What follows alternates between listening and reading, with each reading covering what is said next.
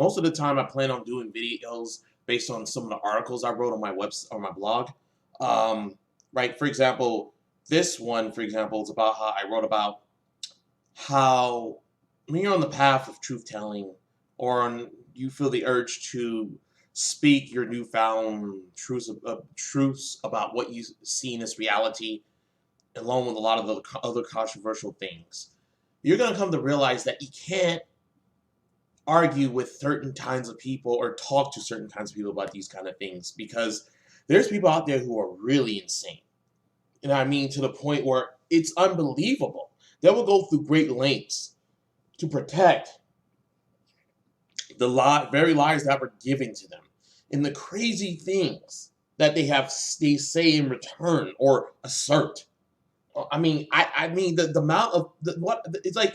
And keep in mind, I've been through this a lot. Even when this is not related to anything relating to true nature of this reality or the eternal self, if it or any of the controversies of this reality. If it's just conversations about minor things in the world, And I've seen it so many times, especially on the internet. Oh, that place seems to bring out the worst in people. I really don't understand why that people think that just because it's the internet that they can just go mouth off and go crazy. I don't get it, because the internet, it doesn't change the fact that it's the internet. I talk to people on the internet the same way I talk to people in real life. It's that simple. Because I understand that though there are real people behind the screen you're speaking to. They have emotions and feelings like you. And somehow that gets lost in the translation to people. I mean, they think that the internet is just this place where, hey, I can say and do whatever I want with no consequence, so I'm going to do it. Not unminding the fact that you are hurting people emotionally if you do that. It actually frustrates me to no end, and I don't understand that mentality because I've seen it for years and years and years. But even then, it just seems worse on the internet. It's like the worst of people's cognitive dissonance and denial of what is, in the fact that they have to contend with, or having to contend with the fact they've been lied to for so long by the institutions that I speak a lot about. But you're going to run into those kind of people. Those people that don't want to listen. The fact that you present things to them, you try to present proof or evidence, because they always say, where's your proof or your evidence? But the thing about it is the fact that these people will have no intention of actually even changing their mind. They already made up their mind before things started. Because, I mean, they expect because they either expect your proof or evidence to be from from the mainstream media or the fake news media. If the source isn't, if it isn't from their favorite mainstream media source or so-called source, then they're going to dismiss it. And they're quick to dismiss the source, not understanding that just because you don't like the overall source doesn't mean you don't speak truth. Because one thing I have learned over the years is the fact that there is places out there that have information that's full-on nonsense, full-on BS, right? But they have truths as well. I mean, I see these truths in the information. I mean, that's what a lot of people don't understand, that just because you don't like the overall foundation of something doesn't mean you have to dismiss everything about it. It's like the whole analogy of throwing out the baby with the bathwater. I've learned you can't do that because of the fact that we live in a world where even people who are wrong actually will tell the truth from time to time. And that's a matter of fact. But and there's the number two, when they actually, where's your source of this being true? It's like they're not even literally, when they ask that question, they're not literally expecting a source. It's like somehow they're mocking you in some way, because you give them the source and they refuse to read it altogether. See, this is the kind of people you have to deal with. People who are so caught up in their cognitive dissonance, along with the fact that these people, like I said, the problem is that people from a young age need to be trained to actually question things, even if it is comfortable, because you don't know how many times I have to question things that were uncomfortable for me to question.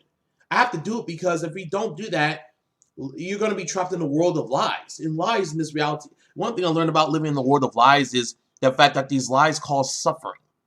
A lot of people don't understand that lies cause suffering. Ignorance causes suffering. That's the thing about it. And you don't see that because of the fact that it's, in many ways, it's subtle. The fact that we live in the world we live in because of the fact that people choose lies. And true, because what it is that most people can only care about what they want. They want because they what I like to call relativist.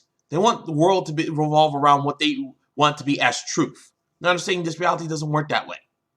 You know, people are only looking for comfort, looking for something comfortable. They're not looking to actually make sense of it all, no matter how uncomfortable it gets. Because the whole point is to actually liberate yourself and liberate your soul.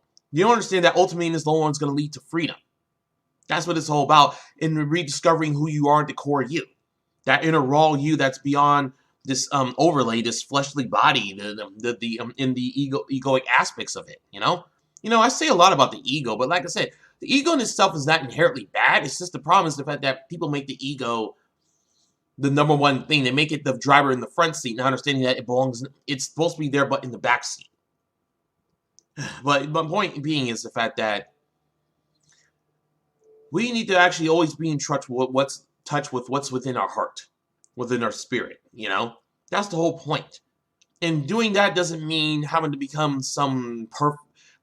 this being, this somebody that has no ambitions or not ambitions, more, what's that word? It's the other word. I don't remember what it was, but no desires and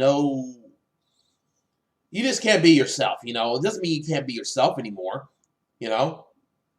It's about being yourself. But in a way that's good though. I'm not talking about like don't get confused with the notions of being yourself from a selfish perspective. That's what I'm trying to say. Don't be confused with that. I'm talking about being yourself I'm talking about going back to what your spirit is deep down. Beyond all the programming of the conscious mind. That's what I'm trying to say.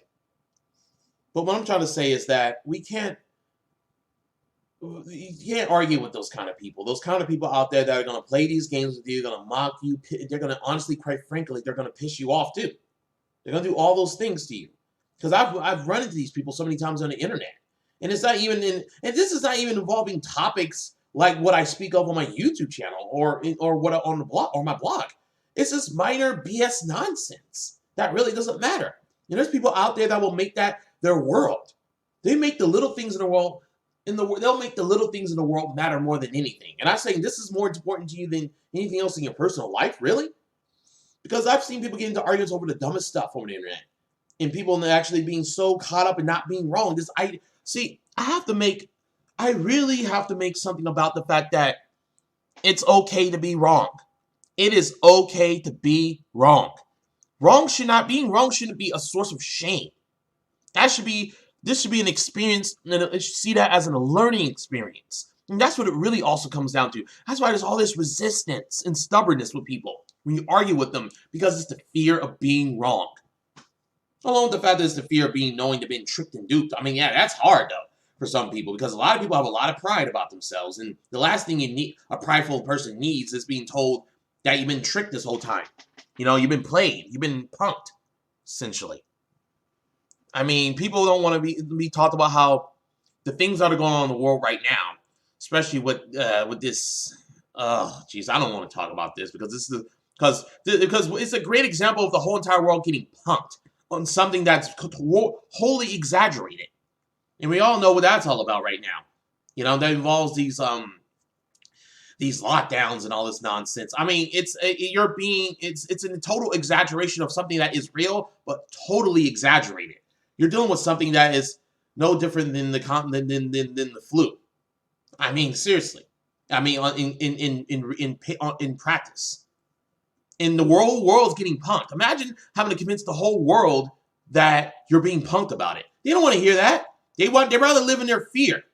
Instead, they'd rather live in fear than to be told that you've been tricked or hacked. See, that's the problem with people. People are so stubborn with their pride and their ego, and just the idea that, I can't be wrong. I can't be wrong. I have to always be right. Or if I'm wrong, oh no, I can't look into that if I'm wrong. That's the reason why we are so attacked by these people, whether it be verbally, sometimes even physically, in some instances. There's There's some instances sometimes they may even attack you. But verbally, even over the internet, and when it's over the internet, they won't even threaten you. I mean, goodness gracious, they will threaten you. In a worst case scenario, they might try to dox you and all this stuff. I mean, this is the reason why I'm not really all into the idea of putting my information out on the internet much, because there's always gonna be those doxers out there, you know? I mean, seriously. I don't need to deal with that crap. But this is that's the reason why when you're dealing with those people, you need to just cut them off. Tell them, look, move on to another topic or forget about it, whatever. And just let them have the little last word, because it doesn't matter who has the last word. What matters is who speaks the truth. You know? There's people out there that may have the last word. That doesn't mean that they're right. Their egos might think in their little small minds that they're right, but what counts is the fact that you know what's the truth. So it doesn't matter if they get the last word. If they get the last word, just say whatever and move on. I'll say, yeah, whatever, man. Or whatever you say. You know? Move on. Because you're dealing with people out there, and even when it comes to your personal life with your friends and family, if you get into a situation like this, just move on. If they're just resistant, just move on. That's all you can do. Just move on to another topic. Or actually just say, look, I'm just going to stop talking now. You know, whatever, you know. Or this isn't going anywhere. We might as well just end it here. It's not going anywhere. You know? I know it's really difficult. It's very hard. But you have to understand that when we speak the truth, the whole point is the fact that it's a let the chips fall type of situation where there's going to be people that resonate with what you got to say. Those people are going to come into your life. And those people are going to receive the message, and it's going to influence them and help improve their life. Unfortunately, a lot of people out there are not going to listen to us. But but at the same time, there's going to be many other people that will listen to us. And no, it's tough, especially if you live if your intermediate life is like you're alone with your message. Your message is unpopular. Your message is unpopular, totally unpopular. So I get it. So what I'm trying to point out is the fact that we can't let insane people, we can't let people who are willfully ignorant and resistant to what's true actually get to us to the point where we need to feel the need to prove them wrong. We can't do that because it's not going to lead to anything. It's just going to lead to you banging your head against the wall, and it's just going to create all this negative, negative energy and all this stuff. You don't want all that, and it's going to make you feel worse. And even if you somehow, some way, actually through all that hard work, convince them, and fight their stubbornness and beat it into the ground, you're still going to feel like crap in the end. You're like, yay, I did it, but man, it's like I got into a big fight, and I'm so hurt, and I'm so aching all over. I won, but man, I hurt and achy over, In other words, you got to choose know what battles to choose in life. That's the reason why in some situations, especially when you're out in public, you got to be silent, because it's like, damn, if I go out and say what I got to say, then this is what's going to happen. I mean, if you're crazy and you don't care, you do that, I mean, that's you, but I'm just saying that I made this video and I wrote that article just to tell people out there that they need to just take a step back a little bit and not stress themselves out over your own spiritual path when it comes to sharing information with people. That's what I'm saying. Just don't stress yourself out over it. It's rough to watch people out there that want to refuse what you got to say. It's rough. I get it. It's tough. It's to the point of frustrating, and to the point where you may even want to just cut them out or disown them. I understand that. But at the end of the day, we just have to just be calm try to be calm. Well, good luck with that. Try to be calm, because it's not easy, because it's hard. I get it, because I have a hard time struggling. So I hope this helps a little bit. I don't know how much, but it's just something that you just got to do, because like I said, it's about your own personal journey, spiritual journey in life. And the fact is, the reason why you don't want to be so caught up in trying to get people to agree with you and understand is because of the fact that that's going to take you away from your center. You need to get back into your center. And being your center is one of the most crucial things you need to do in your path of rediscovering who you are. You can't be so caught up with the external in the world, because that's going to keep you away from yourself. Because we live in a world of externals where it's always about everything outside of you. It's always about this is outside of you. That's like, okay. Like the idea of, there's God outside of you, or happiness is outside of you, or success and fame and all this other nonsense. It's all outside of you.